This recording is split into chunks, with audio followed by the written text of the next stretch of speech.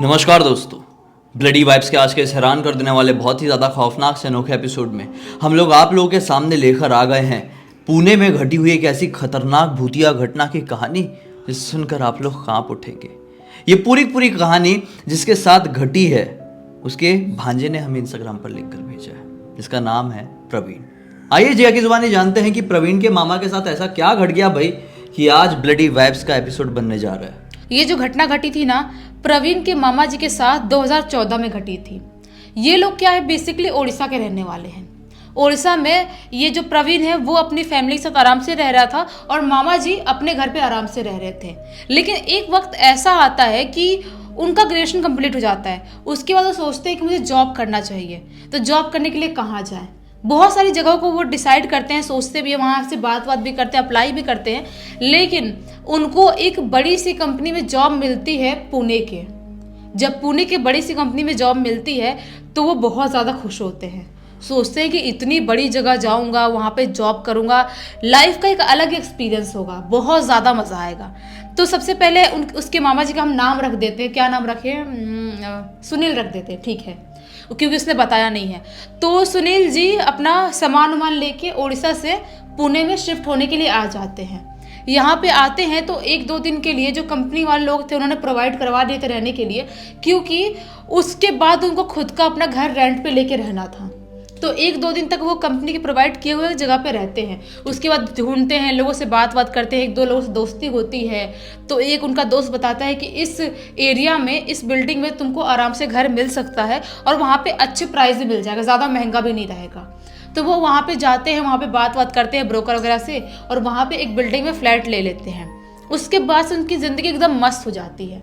रोज़ मस्त अपने वहाँ पे कंपनी में ऑफिस में जाया करते थे, मस्त अपना जॉब किया करते थे और शाम के टाइम में यही 7:30-8 बजे तक वो वापस आ जाया करते थे। इनकी लाइफ ऐसे ही मस्त चल रही थी। वहाँ पे रहते हुए इनको अब 6 महीने हो जाते हैं और 6 महीने तक इनकी लाइफ में काफ़ी सारे चेंजेस आ गए थे। जैसे कि उनके पास अभी ज़्यादा पैसे हो गए थे, उन्होंने थोड़ा सा दूसरी जगह, हाईफाई जगह पे उन्होंने फ्लैट ले लिया, उन्होंने अपनी एक कार भी परचेस कर लिया था। तो उनकी लाइफ अभी और ज़्यादा अच्छी हो गई थी। तो वो क्या था कि उनका प्रमोशन होने की वजह से काम का बर्डन इनके ऊपर ज़्यादा हो गया था। तो उसके बाद क्या करते हैं, वो रोज़ ऐसे जा रहे हैं आ रहे हैं, रोज़ इनका यही चल रहा। लेकिन एक दिन ज़्यादा काम के बर्डन होने की वजह से उनको वहाँ से निकलते रात के 12:30 बज जाते हैं, अपनी ऑफिस से निकलते। अब वो सोचते हैं कि काफ़ी ज़्यादा लेट हो गया है, अब मैं खाने वाने का क्या करूँगा घर पे, अभी जाके वापस बनाना और सब कुछ करना तो पॉसिबल नहीं है। एक तो इतना थक गया हूँ, इतना लेट हो गया। एक काम करता हूँ, बाहर निकलता हूँ, कोई रेस्टोरेंट या ढाबा कुछ खुला रहेगा तो वहाँ से खाऊँगा और उसके बाद आराम से घर निकल जाऊँ, घर जाके सोना ही रहेगा, ज़्यादा टेंशन वाली बात है नहीं। तो वो अपने ऑफिस से सब कुछ लॉक वॉक करके निकलते हैं और उसके बाद इधर बहुत सारे रेस्टोरेंट या ढाबा ढूंढ रहे हैं, कोई तो मिल जाए। लेकिन रात ज़्यादा होने की वजह से उनको रेस्टोरेंट कोई मिल नहीं रहा है ढंग से। बहुत ढूंढने के बाद काफ़ी आगे निकल जाते हैं। वहाँ पे उनको एक रेस्टोरेंट मिलता है जो कि लेट रात तक ओपन रहता था। वहाँ पे पहुँचते, वहाँ पे मस्त खाना वाना खाते हैं और आप डिसाइड करते हैं कि रात के 1:30 बजे तक का टाइम हो गया है, अब मुझे घर चले जाना चाहिए। अपनी कार ड्राइव करके आराम से घर आने लगते हैं। उनका क्या था कि उनके घर आने से पहले ना एक गली में एंटर करना पड़ता था। वो गली में एंटर करके कम से कम 1 किलोमीटर तक वो गली में वो चलते थे अपनी कार से, उसके बाद उनका घर आता था, ऐसा वाला था। उस गली में एंटर कर जाते हैं और अभी वहाँ पे एंटर करने के बाद रात के 2:30 बज जाते हैं। वहाँ पे मस्त अपनी कार धीरे स्लो चला रहे हैं। लेकिन वो नोटिस करते कि जब मैं जल्दी आता हूँ 8:30 बजे 7 बजे के टाइम पे शाम के, तो काफ़ी भीड़ रहती है वहाँ पे।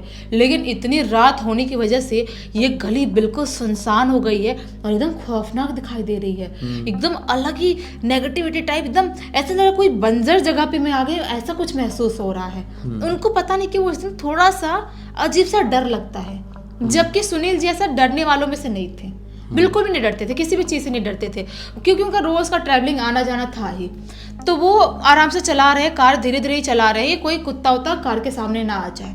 चलाते यही वो गली के अंदर 200 मीटर अभी चला के गए ही होंगे, तभी अचानक से रोड के लेफ्ट साइड में उन्हें एक औरत दिखाई देती है, जो औरत ऐसे हाथ करके लिफ्ट मांग रही थी।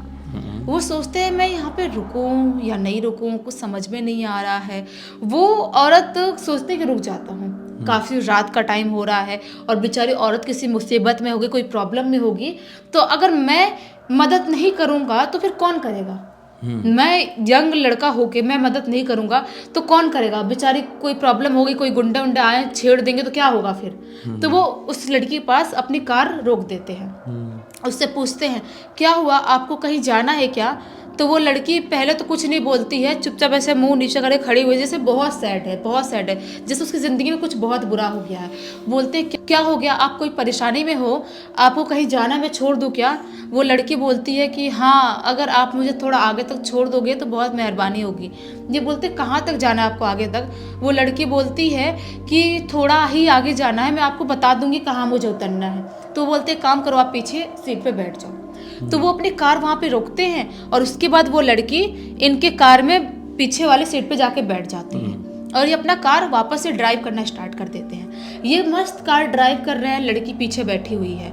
वो लड़के से बात करने की कोशिश कर रहे हैं, तो भी आप बताओ एग्जैक्ट लोकेशन क्या है, आपको कहाँ पे उतरना है, कहाँ पे रुकना है, अगर बाई चांस आगे बढ़ गए तो। वो लड़की बोलती है आप ज़्यादा टेंशन मत लो, मुझे जहाँ उतरना होगा मैं आपको बोल दूंगी, यहाँ पे कार रोको। तो वो सोचते हैं कि ठीक है जाने दो, अभी क्या ही इतना बात करूँ, उसका इंटरेस्ट नहीं उसको बात करने में, जाने तो कोई बात नहीं, मैं अपना मस्त ड्राइव करता हूँ। वो ड्राइव करते करते करते करते थोड़ा सा और आगे बढ़ते उसको लेके, लड़की पीछे बैठी हुई है, वो ज़्यादा बात नहीं कर रहे थे। तभी अचानक से कुछ मीटर दूर अपनी कार लेके गए ही होंगे, तभी रोड के दोनों साइड से डॉग बहुत जोर जोर से वैसा करते हैं, वैसा करना स्टार्ट कर देते हैं। रोना, मतलब रोना, बहुत जोर से रोना स्टार्ट कर देते हैं। इन्हें समझ में नहीं आता कि ऐसा क्यों रो रहे हैं, मुंह ऊपर करके उठा के। और कुछ कुत्ते तो इनकी कार के सामने आ जाते हैं और सामने आके ऐसा मुंह ऊपर करके रोना स्टार्ट कर देते हैं। ये समझ नहीं पाते कि ये कुत्ते लोग मुझे देख के ऐसा क्यों रिएक्ट कर रहे हैं। इसी गली से मैं हमेशा जाता हूँ अपनी कार लेके, कई बार मैंने इनको खिलाया भी हूँ, कई बार बिस्किट भी दिया हूँ इनको, लेकिन ये आज ऐसा क्यों रिएक्ट कर रहे हैं। वो बहुत सोच में पड़ जाते हैं और सोचते हैं कि मैं लड़की से पूछता हूँ वो ज़्यादा डर तो नहीं रही है। वो बोलते हैं कि मैडम आपको डर तो नहीं लग रहा है ना, ये कुत्ते लोग ऐसे ही करते हैं, रात के टाइम में गाड़ी वाड़ी के पीछे भागने की इनको आदत है, आपको डर तो नहीं लगता है ना। देखिए पीछे से कोई आवाज़ नहीं आ रही है। वो सोचते हैं ठीक है कोई बात नहीं, इसको नहीं बात करना, मैं नहीं बात करूँगा। वो थोड़ा सा और आगे जाते हैं, थोड़ा सा और आगे जाते हैं तो अचानक से पता नहीं कैसे अचानक से उनकी कार बंद हो जाती है। एक झटका लगता है और बंद हो जाती है। जब उनकी कार बंद होती है तो वो टेंशन में जाते हैं कि यहाँ पे कैसे कार रुक गई मेरी। वो वापस स्टार्ट करने की कोशिश करने लगते हैं, लेकिन कार स्टार्ट नहीं हो रही थी। वापस स्टार्ट कर रहे हैं, वो अभी वो सोचते हैं कि लड़की से बोलता उसको कोई तकलीफ तो नहीं हो रही है। वो ऐसे मुड़ते हैं बोलने के लिए, ऐसे बोलते हुए मुड़ते हैं कि मैडम पता नहीं कार में क्या हो गया है, आपको कोई तकलीफ तो नहीं हो रही है। जैसे ही वो पीछे मुड़ते हैं वो क्या पाते हैं कि पीछे वाले सीट पे लड़की है ही नहीं, कोई भी नहीं है, कोई भी नहीं है। फिर वो जस्ट कार रुकी है, अगर कोई कार से निकलता है तो उनको पता नहीं चलेगा, आवाज नहीं होगी बंद होगी तो। और वो प्रॉपर लॉक करके वो कार रुकी है झटके से और पीछे मुड़ के उसको बोले हैं और वो लड़की उनको नहीं दिखाई दी। अब वो घबरा जाते हैं, उनको समझ में नहीं आता है कि ये लड़की गायब कैसे हो गई, ये कैसे हो सकता है। चलती कार से वो लड़की कहीं गिर गई या कूद गई, क्या हुआ कुछ समझ नहीं पा रहा हूँ मैं। लेकिन ये सारी चीज़ें अपने दिमाग पे हावी ना करते हुए वो सोचते हो सकता है कार झटके से रुकी होगी तो वो लड़की उतर गई होगी, मैं ज़्यादा नहीं सोचूंगा। वो वापस से बहुत स्टार्ट करने की कोशिश कर रहे हैं, दिमाग में यही ला रहे हैं कि हो सकता है लड़की उतर गई हो सकता है लड़की उतर गई होगी। दिमाग में डर लग रहा है उनको मन में, नहीं तो भी ऐसा दिमाग में ला रहे हैं कि मुझे डरना नहीं है। दिल पे वो चीज़ हावी नहीं होने दे रहा। कार स्टार्ट करते करते करते करते 2-3 मिनट में स्टार्ट हो ही जाती है। अब सोचते हैं कि मुझे फटाक से एकदम फास्ट चला के घर पे तक जाना पड़ेगा, अगर घर तक नहीं गया कार बीच में बंद हो गई तो फिर प्रॉब्लम हो जाएगी। वापस से अपने कार को स्पीड में पकड़ते हैं और आराम से जाने लगते हैं। आराम से जा ही रहे। गली में इतना वो फास्ट नहीं चला सकते क्योंकि कुत्ते लोग बीच में आ सकते हैं। वो जा रहे तभी अचानक से उन्हें रोड के दूसरे साइड एक औरत बैठी हुई दिखाई देती है, जो ऐसे करके बैठी हुई है और जोर जोर से रो रही है, बहुत जोर से रो रही है। वो समझ नहीं पाते कि ये औरत बहुत यंग दिखाई दे रही है और ऐसे जोर से रो क्यों रही है। वो सोच में पड़ जाते हैं, मैं जाऊं पूछूं कि नहीं पूछूं। वहाँ पे कार रोक के थोड़ा ऑब्जर्व करने की कोशिश करते हैं। वो चुपचाप बैठ के साइड में रो रही है। सोचते कि नहीं, मुझे जाके देखना चाहिए। वो औरत के पास जाते हैं, बोलते क्या हुआ मैडम, आप रो क्यों रही हो, आप कोई प्रॉब्लम में हो? उस औरत से पूछते हैं। वो औरत कुछ भी नहीं बोल रही, बस ऐसा करी हुई है, ऐसा करके जोर जोर से रो रही है। फिर से पूछ रहे क्या हुआ मैडम, आप कोई प्रॉब्लम में हो, बताओ तो सही, आपको कोई दिक्कत है, मैं पुलिस स्टेशन में फ़ोन करूँ, पुलिस को फ़ोन करूं, अगर कोई दिक्कत होगी, आपको किसने छेड़ा है, कुछ हुआ है। वो औरत कुछ भी नहीं बोल रही है।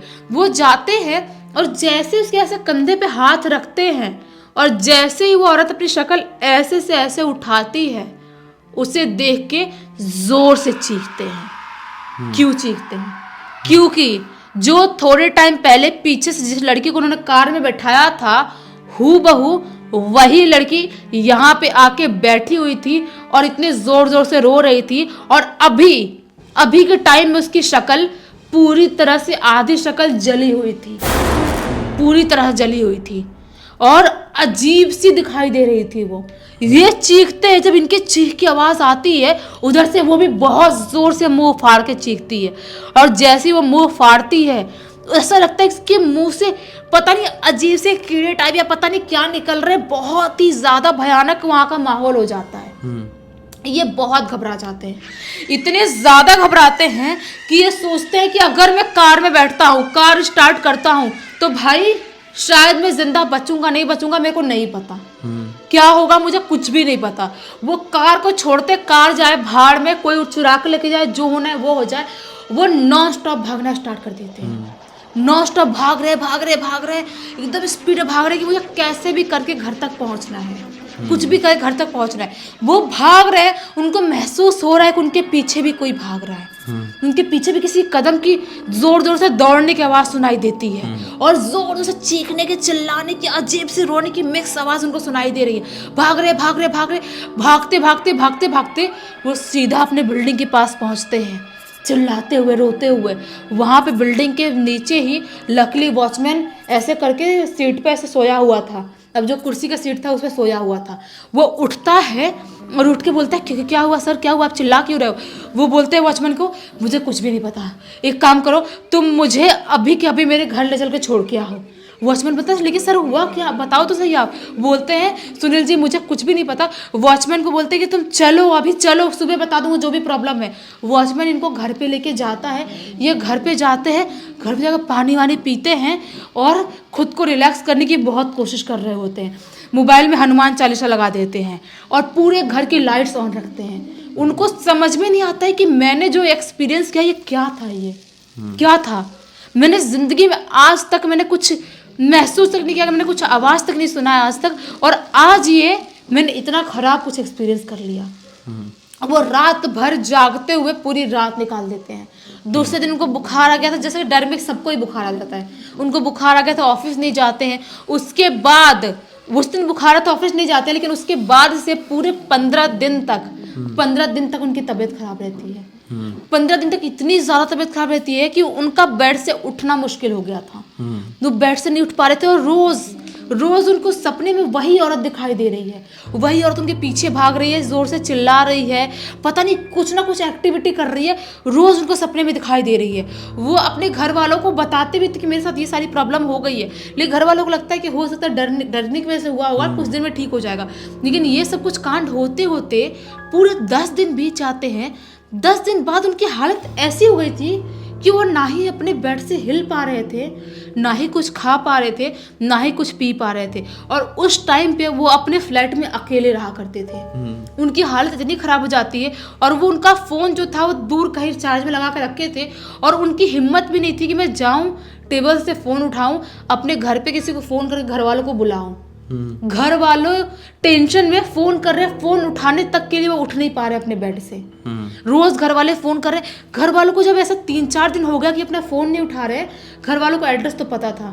उनके घर वाले लोग यहाँ पे पुणे में आते हैं। पुणे में आते हैं तो क्या पाते हैं कि दरवाजा अंदर से लॉक है लेकिन कोई खोल नहीं रहा है। दरवाजा तोड़वाया जाता है और जब घर पे पहुंचते हैं तो पाते हैं कि वो बेड पे बिल्कुल मरी हुई हालत में वैसे ही पड़े हुए हैं जैसे कि वो जिंदा हैं, लेकिन वो जिंदा नहीं भी है, ऐसी हालत हो गई थी। उसके बाद उनको हॉस्पिटल में एडमिट किया जाता है, उसके बाद घर पे बुला के बहुत बड़ा पूजा पाठ करवाया जाता है, तब जाके धीरे धीरे करके उनको ठीक होने में पूरे 6 महीने लग जाते हैं। 6 महीने बाद वो ढंग से ठीक हो पाते हैं। बाप रे, सोचो, मतलब इतना कुछ फेस करना पड़ गया। हाँ, बताओ, उससे अच्छा फिर मन में आया होगा कि यार अच्छा होता कि मैं अपना जहाँ का था वहीं पे रह के कुछ काम धंधा ढूंढ लिया होता कर और ऐसा ही हुआ।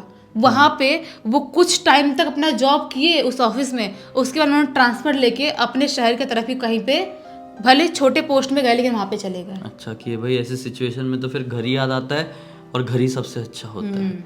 इस पूरी घटना की जानकारी जैसा कि स्टार्टिंग में बताए, इनके भांजे ने यानी प्रवीण ने खुद हमें इंस्टाग्राम पर लिखकर भेजा और बोला कि भाई पूरी दुनिया को बताइए कि ऐसी ऐसी चीज़ें भी दुनिया में घटती है। तो उम्मीद करते हैं कि अब तक देखे होंगे तो पसंद जरूर किए होंगे, लाइक जरूर कर देना, चैनल को सब्सक्राइब करके बेल आइकन दबा के ऑल के ऑप्शन में क्लिक करना है, क्योंकि इसी तरह के हैरान कर देने वाले खौफनाक वीडियोस डेली आप लोग के सामने लेके आते रहते हैं। इंस्टाग्राम की लिंक इस वीडियो के डिस्क्रिप्शन बॉक्स में मिल जाएगी, क्लिक करके डायरेक्टली वहां पर पहुंच जाना। और इसी तरह की कोई भी कहानी, टॉपिक या जानकारी आप लोगों के पास भी है तो लिख भेजना। हो सकता है हमारा अगला वीडियो कल आप लोग के हिसाब से बन रहा हो। तो चलिए कल फिर से मिलते हैं, तब तक के लिए बहुत बहुत धन्यवाद। आपका दिन शुभ हो।